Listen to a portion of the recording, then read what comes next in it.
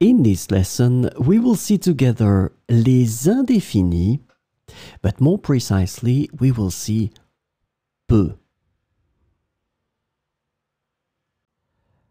So, of course, the question is, what are les indéfinis?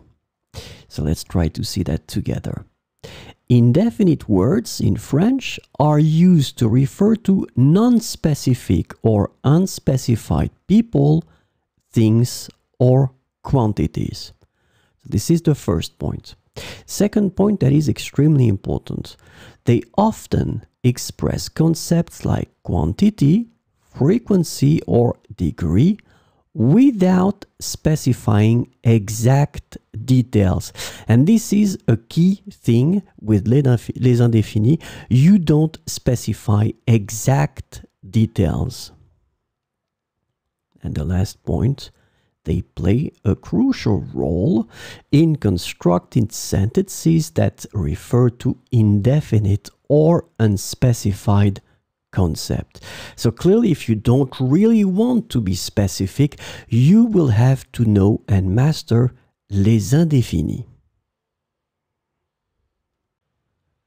In this lesson, we will see peu, and the indefinite peu is translated to few or little in English.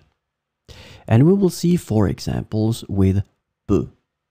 Il y a peu de places disponibles dans le parking. Il y a peu de places disponibles dans le parking. Elle a peu d'expérience dans ce domaine.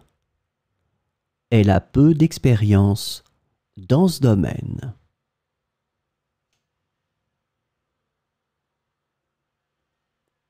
J'ai eu peu de temps pour préparer la présentation.